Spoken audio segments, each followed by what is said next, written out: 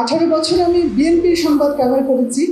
আপনাদের বড়জোর বিএনপির স্থায়ী কমিটির বৈঠক বা ওই বৈঠকগুলো সুযোগ হয়েছে, ক্যামেরাম্যান গিয়েছে। খুব বেশি কিন্তু আমি শুধু না, আমার মতো অনেকে এবং অনেক ভুল তথ্য আমরা জানি। আমার কাছে এটা নতুন উপলব্ধি। অনেক অপপ্রচার আছে, আপনাদের সম্পর্কে আমরা অনেক ভুল জানি বা আমাদের সত্য জানতে দেওয়া হয়নি। এই দায়টা আসলে কার? কারণ আমি ঢাকা বিশ্ববিদ্যালয়ে পড়েছি, 24 বছর সাংবাদিকতা করেছি, যতটুকু জানি আমার ব্যক্তিগত আগ্রহ থেকে। কিন্তু রাষ্ট্র বা আমাদের অভিভাবকরা আমাদের সত্যটা জানতে দেয়নি।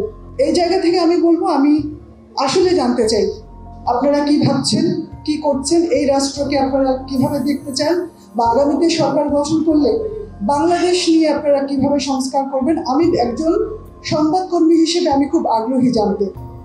আর আপনাদের জন্য শুভেচ্ছা এবং ধন্যবাদ আমাকে কথা বলতে দেওয়ার জন্য।